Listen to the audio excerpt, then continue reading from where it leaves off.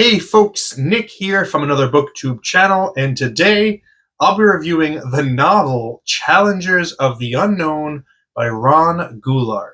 Now, the Challengers of the Unknown are a comic book creation by Jack Kirby back in the 1950s, I'm pretty sure, because it was before he joined on with Marvel, and it was kind of like his first Fantastic Four team, except they are not a superhero team. They're just like four dudes. They're like four bros that like to go on adventures together. The the conceit of the Challengers of the Unknown that there are four members. There's Ace Morgan, who's like their de facto leader. He's a pilot and an engineer. He comes up and he designs with all these like gadgets and stuff and weapons and things. There's Rocky Davis, who is a former wrestler. He's the brute. He's the heavy of the gang.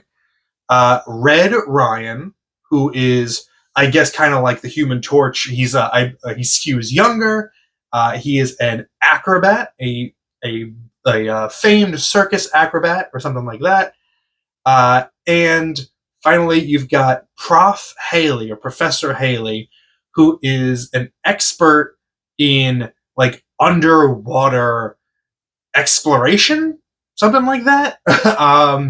But he's also really good with like gadgets and stuff. He's also like the womanizer of the group.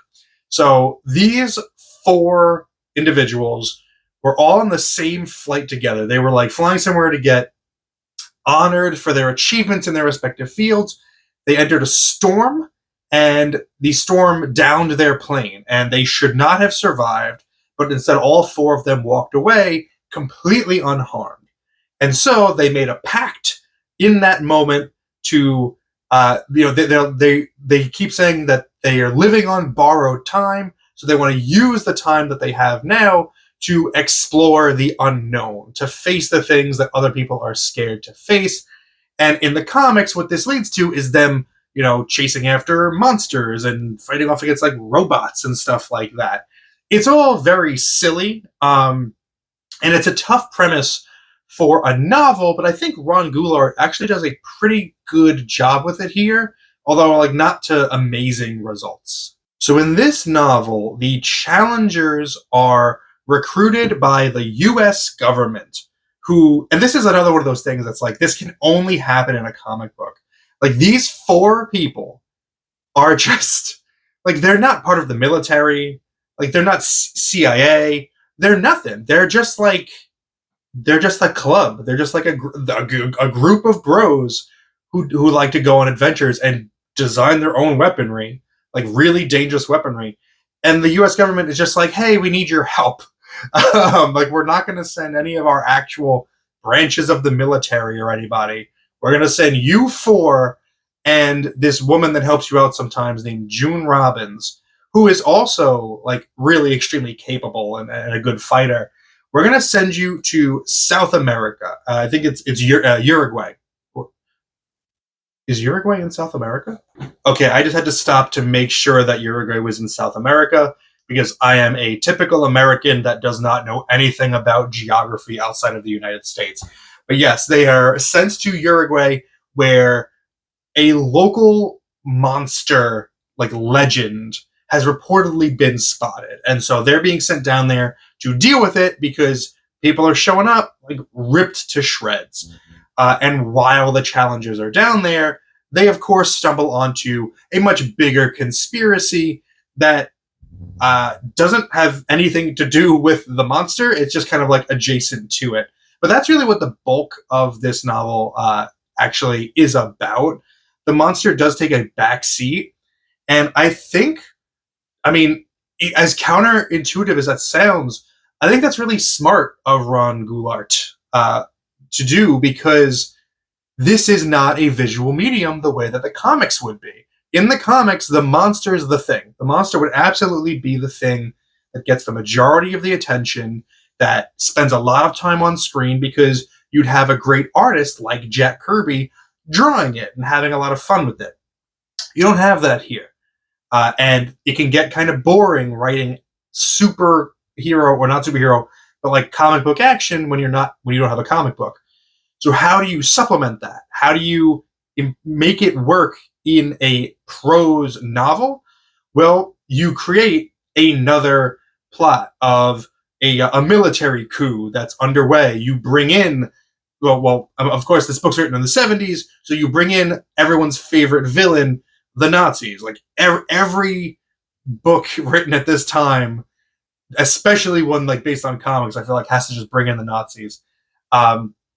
And fill it out that way. Give the challengers of the unknown a more human threat to face, because you can write that. Like you can write that and make that easily understandable and build fun action around that premise, and then also fit in the monster stuff once in a while as like a little like like a little just a little flourish is the word I'm trying to think of. I wouldn't say that this book is particularly great, but it is kind of like, I said the same thing about the Captain America novel, Holocaust for Hire, which was also written by Ron Goulart under his pseudonym Joseph Silva, which is that this reads like a PG men's adventure book, because it's got all of the tropes of like the male main character, or characters in this case, who are great at everything that they do. Like they're nearly unkillable, and they have just like limitless resources available to them to just stop the bad guys.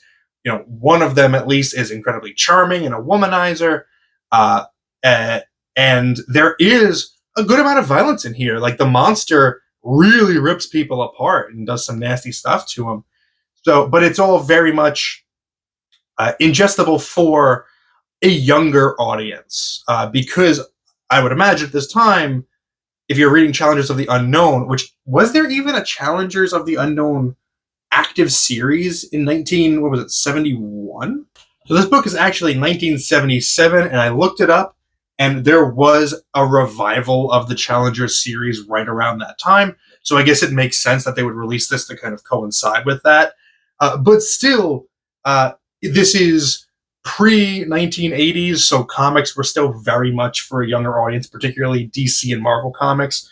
So this is something that a precocious young adult would definitely be able to pick up and enjoy, without being too much of a men's adventure. This isn't Mac Bolan Executioner, but it's fun. It's fun enough for what it is. If you're a big Jack Kirby fan, or if you like just cheesy DC Silver Age comics, I would recommend Challengers of the Unknown. It's certainly a fun time, and it's not a hard book, or it's not an expensive book, rather, to get a hold of. eBay has aplenty, so seek it out. And I actually really like the printing on this one. I like that it's got sprayed pages.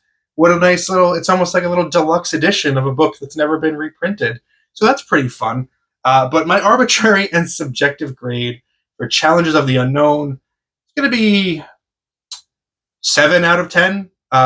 Just pure enjoyment, silly. It could probably be lower, but who cares? If you have read this book, let me know your thoughts about it in the comments below. Thank you for spending some time with me today, but now it's time to get back to reading.